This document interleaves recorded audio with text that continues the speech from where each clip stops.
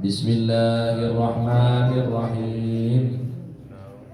Nawaitu ta'alluma wa ta'lim wa tadhakkura wa tadhkir wa naf'a wal intifa' wal ifadata wal istifadah wal hatha ala tamassuki bi kitabillahi wa sunnati rasulih sallallahu alaihi wasallam wa du'a ila al-huda wa dalalata ala al-khairi ibtigha'a wajhillahi wa mardatihi wa qurbihi wa thawabihi subhanahu wa ta'ala.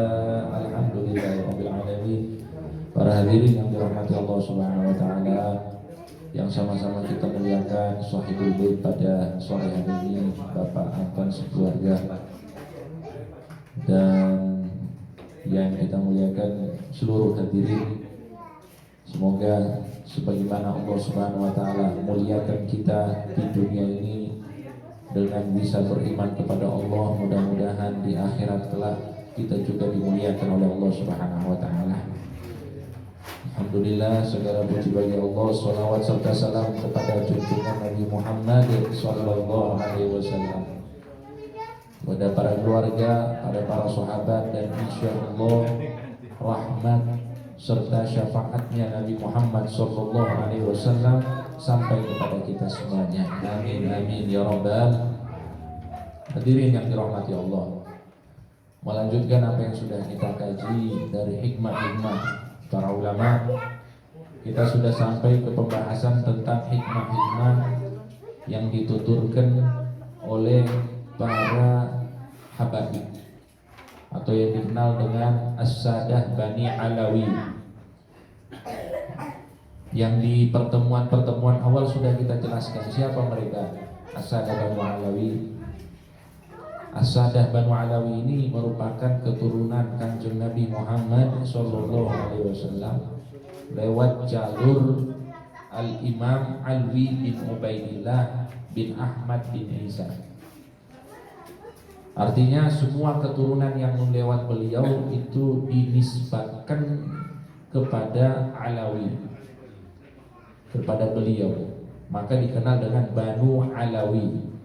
Banu Alawi artinya anak keturunannya Alwi bin Ubaidillah bin Ahmad al-Muhajir bin Isa, yang mana mereka semuanya asal muasalnya itu dari keturunannya Rasulullah Shallallahu Alaihi Wasallam, yang mana Rasulullah memiliki anak yaitu Siti Fatimah, dan Siti Fatimah memiliki dua anak yang memiliki keturunan yaitu Imam Hasan dan Imam Husain, dan Imam Husain punya anak yaitu Imam Ali Zainal Abidin. Imam Ali Zainal Abidin punya anak yaitu Imam Muhammad Al-Baqir, dan Imam Muhammad Al-Baqir punya anak yaitu Imam Ja'far As-Shadiq, dan Imam Ja'far As-Shadiq punya anak yaitu Imam Ali Uraidi. Imam Ali Uraidi punya anak yaitu Imam Muhammad An-Naqib.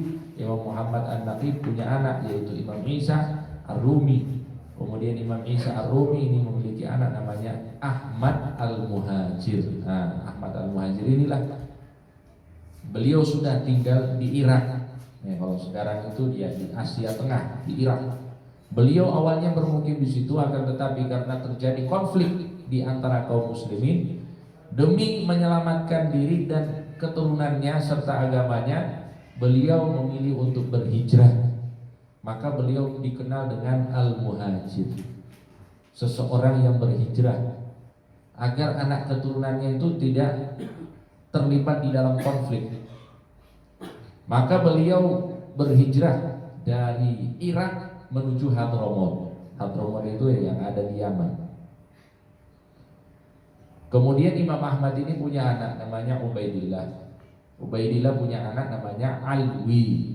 Nah, dari keturunannya Imam Alwi ini dikenal dengan Banu Alawi, atau diistilahkan lagi dengan As-Sadah Banu Alawi. As-Sadah itu para keturunan Rasulullah Shallallahu Alaihi Wasallam melalui jalur Al-Imam Alwi bin Ubaidillah, atau kalau di Indonesia dikenal dengan habaib. Nah, ini ada kalam-kalam dari para imam Sada Bani Alawi atau para habaib, yaitu imam-imam para habaib, yang mana mereka sudah kita awali salah satu hikmah. Yang pertama yang sudah kita mulai yaitu hikmah yang disampaikan oleh Al-Habib Umar bin Abdurrahman Al-Attas, yang mana beliau telah menyampaikan kepada kita beberapa nasihat. Di antaranya, siapa dari kita yang menginginkan mati dalam keadaan yang baik, maka istiqomalah melakukan kebaikan. Sebaliknya, siapa dari kita yang mau mati dalam keadaan buruk, maka silahkan istiqomah dalam keadaan yang buruk. Artinya kita itu mendamba-dambakan husnul khatimah. Maka perlu ada upaya. Upayanya itu apa? Kita menjaga kebaikan-kebaikan di dalam kehidupan kita. Sebab orang itu akan meninggal sesuai dengan kebiasaan hidupnya. Insyaallah kita semuanya husnul khatimah. Kemudian seseorang itu akan dibangkitkan oleh Allah sesuai dengan keadaan matinya. Kalau dia meninggal dalam keadaan husnul khatimah, maka dia akan dikumpulkan dengan orang-orang saleh, dan insyaallah dengan pemimpin orang saleh Nabi Muhammad sallallahu alaihi wasallam. Kemudian juga disebutkan di sini bahwa ada satu indikator, yang mana indikator ini cukup untuk bisa menjadi alasan kita mengatakan seseorang itu adalah orang yang beragama. Apa indikator tersebut? Yaitu akhlak. Ketika seseorang dihiasi dengan akhlak, dirinya dihiasi dengan akhlak, maka yakinlah, kata beliau, dia adalah orang yang sempurna agamanya. Jadi orang yang beragama itu bukan orang yang hanya paham ilmu agama ataupun orang yang mengamalkan ibadah-ibadah di dalam agama, tapi yang menjadi barometer ataupun indikator utamanya yaitu akhlak. Kalau sudah terlihat akhlak di dalam diri seseorang, maka yakinlah bahwa dia adalah orang yang sempurna agamanya. Sebab ujung dari agama itu adalah akhlak. Oleh karena itu Nabi Muhammad SAW menyampaikan, innama bu'itsu liutammima makarimal akhlak, bahwa tujuan utama diutusnya Nabi adalah untuk menyempurnakan akhlak, moralitas.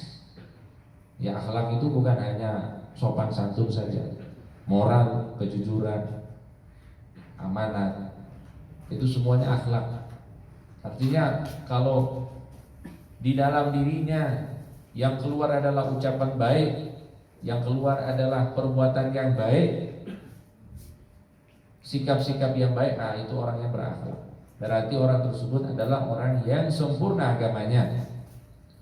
Dan semua dari kita menuju ke sana insyaallah. Amin Allahumma. Kemudian juga beliau menyampaikan, barang siapa yang mendoakan orang zalim, maka dia akan selamat dari keburukan orang zalim tersebut. Jadi misalnya ada orang yang ditakutkan bahwa dia ini kalau kita katai yang buruk-buruk, dia itu bisa merugikan kita, maka paling bagus ya kalau kita tidak tinggalkan, ya kita doakan yang baik-baik. Karena kalau kita doakan, kita katai orang tersebut dengan yang buruk-buruk, pasti kita akan diserang oleh orang tersebut, pasti kita akan disakiti oleh orang tersebut. Ya minimal misalnya ya macam-macam lah. Nggak usah dikasih contoh, sudah paham semuanya. Intinya para ulama kita mengajarkan demikian, bahwa mendoakan kebaikan bagi orang yang hidup meskipun dia itu buruk lebih baik daripada mendoakan keburukan kepada orang tersebut. Kecuali kalau sudah jelas-jelas dia orang buruk meninggal dalam keadaan buruk, seperti Fir'aun. Jangan kita bilang Fir'aun rahimahullah, salah itu, salah alamat doanya ini. Ini sudah dilaknat, maka kita doakan gimana? Fir'aun laknatullahi atau laknatullah, semoga Allah melaknatnya, karena sudah jelas. Tapi kalau misalnya Obama, Nah, radhiyallahu ta'ala anhu juga yang sudah ini. Semoga Allah berikan hidayah, hadahullah. Bagus. Daripada kita bilang apa? La'anahullah. Semoga Allah melaknatnya. Nah, siapa tahu memang ya diberikan hidayah oleh Allah Subhanahu wa ta'ala. Dan Firaun ini termasuk orang yang dilaknat oleh Allah, dan dari bekas-bekas ya dampak dari dia menjadi manusia yang terlaknat, tidak ada satupun keturunan dari Firaun yang mau pakai nama Firaun. Biasanya kan kita kalau punya leluhur, nama leluhur itu kita pakai. Tapi subhanallah, keturunannya Firaun tidak ada yang pakai nama Firaun. Berarti mereka tidak bangga menjadi keturunannya Firaun. Maka jangan kita yang mendambakan jadi orang buruk. Orang buruk itu pasti bukan cuma dibenci oleh orang-orang pada masanya, anak keturunannya juga ikut benci. Na'udzubillahi min. Kemudian juga beliau menyampaikan kepada kita bahwa setiap zaman itu ada orang-orang baik, ada orang-orang istimewa yang dimuliakan oleh Allah Subhanahu wa taala. Dan jalan-jalan yang Allah berikan itu ada. Ya, beliau mengibaratkan bahwa aliran-aliran kebaikan itu setiap zaman ada. Hanya saja di masanya kita, masanya kita ini masanya beliau ini 400 atau 300 lebih tahun yang lalu. Di masa kita itu orang-orang yang siap menampung aliran-aliran kebaikan dari Allah ini, tampungannya ini banyak yang bolong. Ya, ibarat apa? Wadahnya ini banyak yang bolong. Sehingga kebaikan yang mereka terima dari Allah itu tidak mereka terima secara sepenuhnya. Karena apa? Banyak yang bolong. Bolongnya kenapa? Ya karena ya gemar melakukan dosa. Seharusnya setiap zaman itu walinya banyak. Iya, seharusnya. Tapi karena setiap zaman itu memang perlu diakui, itu setiap zaman semakin jauh dari Nabi Muhammad SAW, maka kualitasnya semakin memburuk. Jadi bukan karena Allah tidak memberikan kebaikan di zaman tersebut ataupun zaman yang akan datang, tapi karena wadah-wadah untuk menyambut kebaikan-kebaikan dari Allah inilah yang kurang bagus. Ya diri kita ini maksudnya. Kalau kebaikan itu setiap saat datang. Kalau kita ini sudah siap, sudah bersih diri kita, sudah tidak punya keinginan untuk melakukan kemaksiatan, ya pada saat itu kita sudah pantas untuk menjadi kekasihnya Allah Subhanahu wa ta'ala. Jadi bukan hanya ini orang dulu aja, kalau orang sekarang tidak ada. Cuma kita saja yang belum pantas. Tapi insya Allah kita semuanya menuju ke sana. Amin. Nah, dan sama beliau menyampaikan di sini, at-ta'atu ma'aklil haram mithlu nazhil ma' bil khibrah. Jadi melakukan ketaatan dengan atau melakukan ketaatan dengan makan yang haram. Jadi dia itu melakukan taat, tapi yang dia makan, yang dia minum adalah yang haram. Itu seperti menampung air dengan apa zaman namanya? Yang buat teh itu? Saringan. Jadi kita mau bikin taat, tapi kita makan yang haram. Nah, seharusnya taat yang kita lakukan itu menghasilkan pahala. Tapi karena kita makan yang haram, maka pahalanya itu juga habis.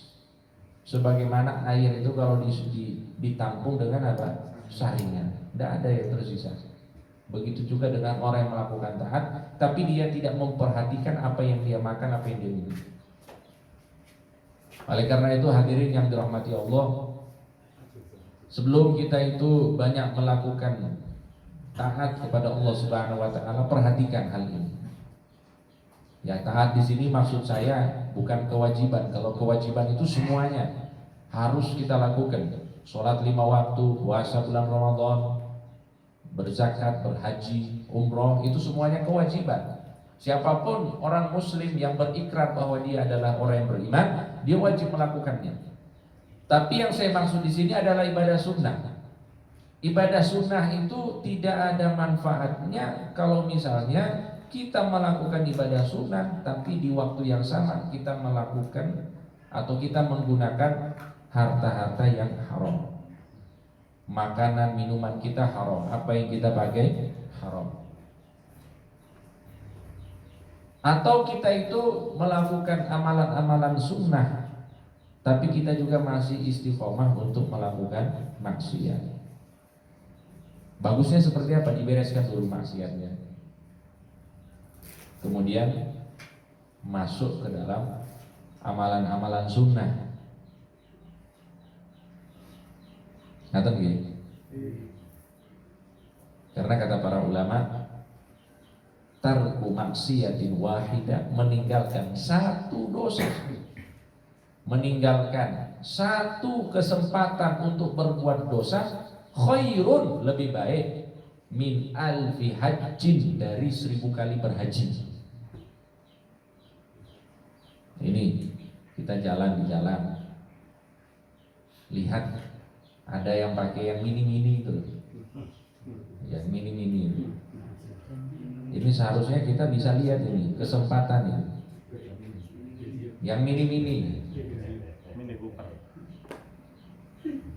Mini-mini paham ya? Yang mini-mini. Sesuatu yang tidak sepantasnya kita lihat. Kita punya kesempatan untuk melihat tapi kita tidak lihat. Kita jaga pandangan kita misalnya. Itu lebih baik daripada 1000 kali haji. Itu kata para ulama. Jadi meninggalkan satu maksiat karena Allah Subhanahu wa taala. Saya tidak mau melihat ini karena apa? Allah, saya tidak mau. Padahal punya kesempatan, tidak dilihat oleh orang. Biasanya kan kita juga tidak lihat kayak gitu karena ada orang. Bukan malu karena Allah, tapi malu karena orang. Kalau malu karena orang ya beda lagi. Pahalanya dari orang itu. Maka inilah yang dimaksud hadirin yang dirahmati Allah. Terus bagaimana kalau misalnya kita ini masih gemar melakukan dosa? Apakah kita tidak perlu melakukan ibadah sunnah? Ya, kalau kita sekarang ya istilahnya yang menjadi fokus kita bagaimana kita bisa meninggalkan dosa. Karena meninggalkan dosa itu adalah kewajiban. Tapi amalan-amalan sunnah tetap kita kerjakan. Karena memang akhir zaman ini potensi untuk melakukan dosa itu lebih besar daripada melakukan amal kebajikan. Maka dua-duanya kita laksanakan. Dua-duanya kita laksanakan. Tapi yang menjadi fokus kita bagaimana kita bisa bersih dari dosa, bisa jauh dari maksiat. Itu yang jadi fokus kita. Karena ibaratnya begini, kita itu kalau mau menjadi orang yang wangi, yang harum, itu pakai parfum dulu atau mandi dulu? Mandi dulu gitu. Nggak pakai parfum dulu, belum mandi, tetap ada baunya. Pasti ada baunya kalau langsung pakai parfum. Nah, pakai parfum itu ibarat amalan-amalan, ibarat ketaatan, itu namanya parfum. Sedangkan meninggalkan dosa, nah itu ibarat mandi. Nah, tapi kalau misalnya di akhir zaman ini sulit bagi kita untuk melakukan dosa dan untuk meninggalkan dosa, maka tetaplah kita menjaga amalan-amalan sunnah dengan harapan sedikit demi sedikit dosa itu bisa kita tinggalkan. Apalagi amalan-amalan sunnah yang telah dijanjikan oleh Nabi Muhammad SAW, bahwa amalan-amalan tersebut dapat menghapus dosa-dosa kita. Seperti apa? Seperti sholawat kepada Nabi Muhammad SAW. Nah, itu kalau kita sholawat bukan cuma dapat rahmat, dosa diampuni oleh Allah Subhanahu wa taala. Nah, itu enaknya kalau amalan sholawat. Oleh karena itu jangan sampai kita seminggu lewat itu kita tidak sholawat, kita tidak maulidan. Usahakan minimal seminggu sekali maulidan. Ya, anggap itu apa? Sebagai pencuci diri dari dosa-dosa.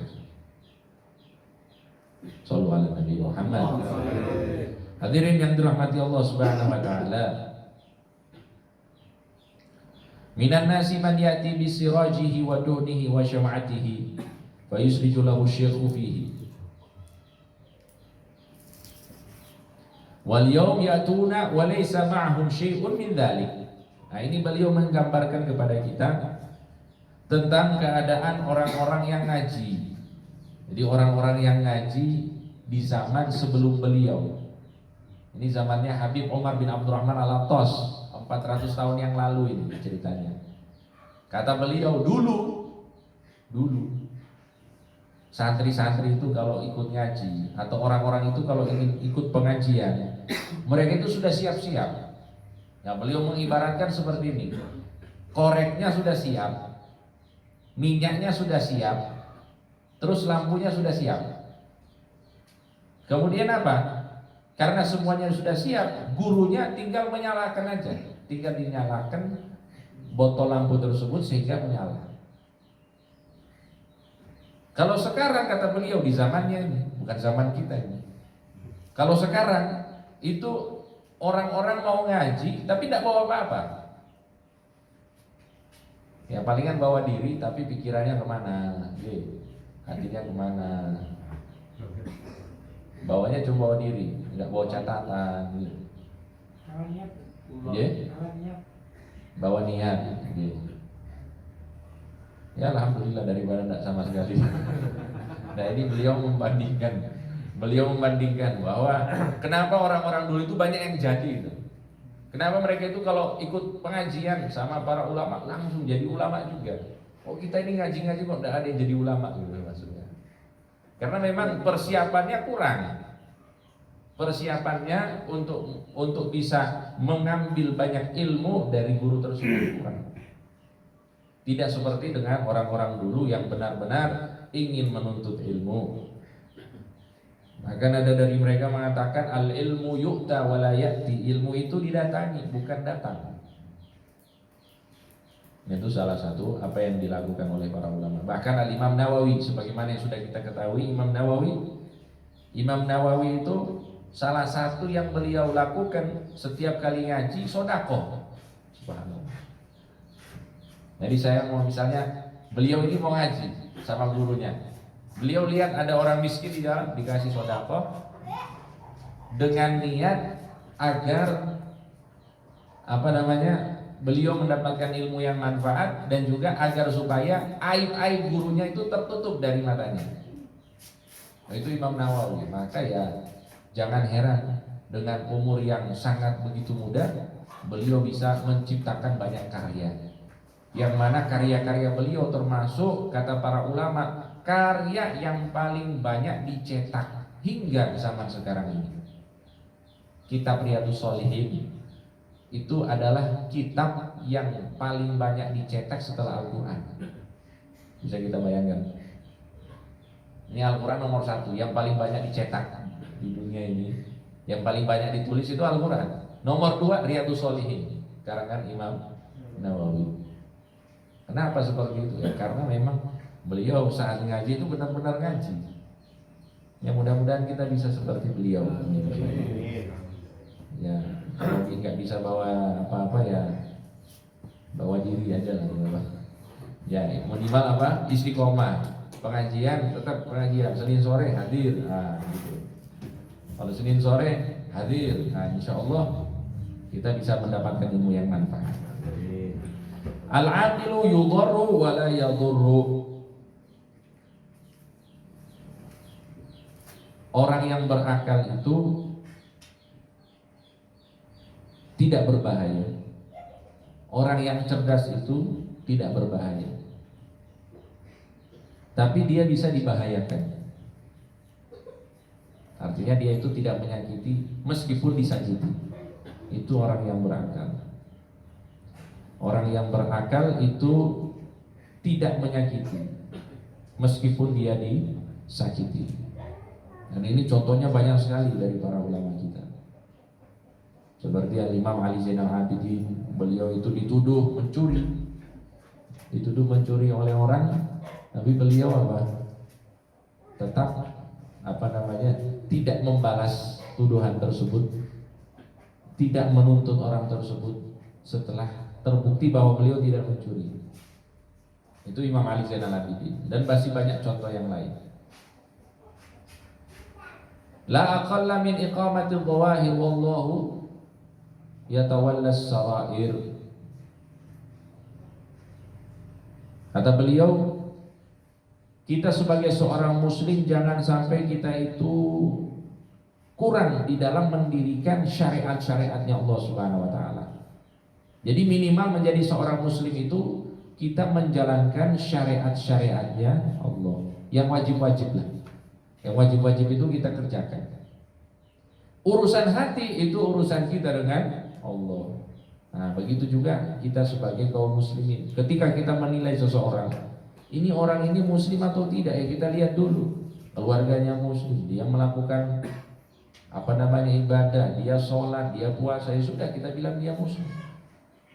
Tapi dia ini munafik, dia ini pamer, ya itu urusan dia dengan Allah. Urusan kita dengan dia menjalankan syariat. Urusan hati itu urusan dia dengan Allah. Yang kadang-kadang kita ini ngambil alih urusan. Bukan urusan kita kok diurus ini. Urusan kita itu gimana ngajak orang sholat, ngajak orang ngaji, ngajak orang melakukan syariat, itu urusan kita. Itu amar ma'ruf nahi munkar di situ. Tapi urusan dia ini takabur, dia ini hasud, dia ini riya, itu bukan urusan kita. Itu urusan dia dengan Allah. Dia ini munafik, dia ini pura-pura aja dia sholat, ya urusan dia dengan Allah. Karena Nabi Muhammad SAW di masa beliau ada orang-orang munafik. Orang-orang munafik ikut sholat, ikut puasa sama. Tapi beliau tidak pernah istilahnya membongkar aib-aib mereka atau mengatakan mereka ini bukan muslim. Padahal beliau itu tahu siapa itu orang-orang munafik pada zamannya, tapi tidak dibeberkan bahwa mereka ini adalah orang-orang munafik. Mereka bukan orang yang ikhlas ibadah kepada Allah. Tidak seperti itu Rasulullah SAW. Tapi dibiarkan oleh Rasulullah SAW, dan Rasulullah menyerahkan urusan mereka kepada Allah Subhanahu Wa Taala.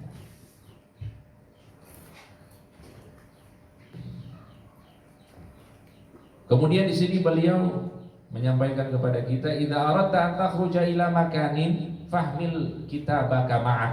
Nah ini, kalau engkau ingin pergi ke suatu tempat, maka bawalah bukumu bersamamu. Kalau mau kemana-mana katanya bawa buku, bawa kitab. Mau kemana-mana bawa buku. Kalau sekarang udah beda ini. Kalau kamu ingin keluar, bawalah bersamamu handphonemu. Kalau nggak bawa handphone kita pusing. Kalau orang dulu itu udah, bawalah bukumu dimanapun kamu berada. Illa an yakuna inda ahadi minal ikhwan. Nah, kecuali kalau misalnya kamu pergi kepada seseorang yang mana orang itu punya banyak buku, jadi kamu bisa ikut baca di situ. Intinya itu, begitulah jalannya para ulama.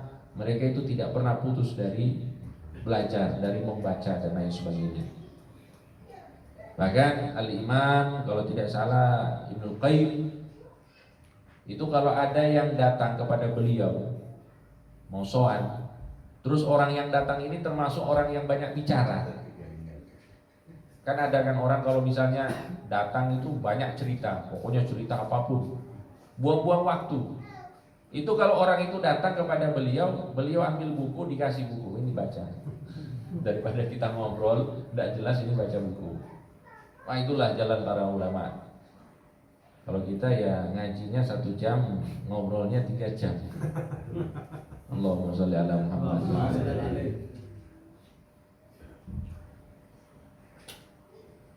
Nah, kemudian beliau masih menyampaikan kepada kita, nah ini nasihat juga untuk kita, dan insya Allah jadi penghibur untuk kita. Inna jawrat daulati fi haqqir ra'iyah. Ketidakadilan sebuah negara. Ini kalamnya beliau ya.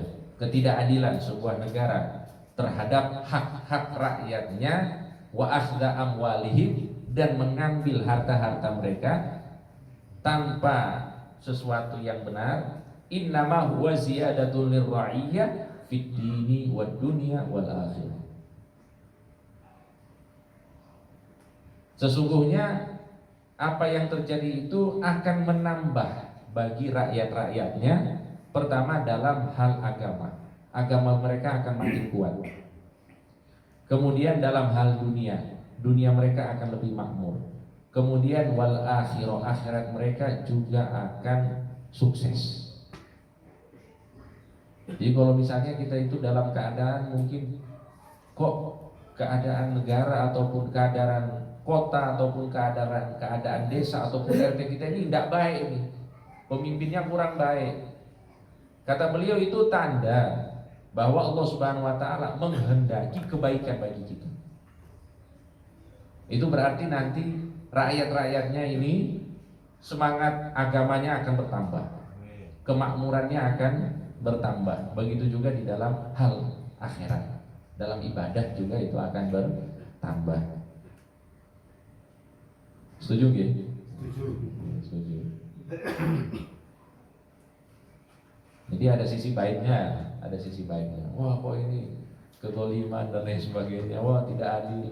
Wah, BBM naik. Itu sebenarnya itu kata beliau itu pertanda baik sebenarnya.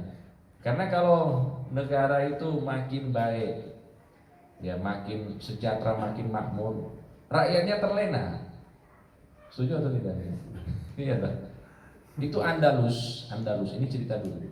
Andalusia itu negara Islam, 800 tahun Islam itu menduduki Andalus. Mereka dalam kehidupan yang sangat maju, berkembang sekali dalam masalah ilmu, dalam masalah kemajuan ekonomi, semuanya maju. Tapi itulah karena kemajuan yang ada, akhirnya mereka orang-orangnya terlena. Orang-orangnya jadi terlena. Bahkan dikatakan ada seorang wanita yang menangis sehari semalam dikarenakan tali gitarnya putus. Ini bukan gara-gara nangis, itu gara-gara apa? Gambusnya itu, gitarnya itu katanya putus, dia nangis sehari semalam. Artinya yang membuat mereka itu menangis, yang membuat mereka itu galau itu hal-hal dunia. Itu diakibatkan apa? Keadaan sebuah negara ataupun daerah itu kalau sudah terlalu baik, itu biasanya akan mempengaruhi watak-watak dari rakyatnya. Nah sebaliknya semakin terpuruk, nah itu akan semakin menambah, ya menambah dari segi agamanya, dari segi dunianya, dari segi akhiratnya. Amin Allahumma. Hiburan ini. Soalnya ini BBM naik katanya. BBM naik, demo tiap hari. Nah kalau sabar insya Allah dengar katanya beliau ini, kita yakin perkataan seorang wali itu, kalau kita yakin itu sudah dapat wilayah atau sugro, sudah dapat wali, sudah dapat kewalian meskipun kecil. Meyakini perkataan seorang wali adalah kewalian meskipun dikatakan itu adalah kewalian kecil, karena sudah yakin dengan apa yang mereka katakan. BBM naik, pendapatan belum naik, nggak apa-apa. BBM naik, apa namanya? Setoran buat istri juga belum naik. Allahumma sholli ala Muhammad. Ini udah mati. Halo. Ya mungkin ini saja yang bisa saya sampaikan pada pertemuan ini. Mudah-mudahan yang sedikit ini ada manfaat untuk kita semuanya. Dan kita tutup majelis ini dengan sama-sama membaca surat Al-Fatihah biniyatil qabul wa tamamil wa mahmud wa ila hadratin nabiy rasul sayyidina Muhammad sallallahu alaihi wasallam. Al-Fatihah.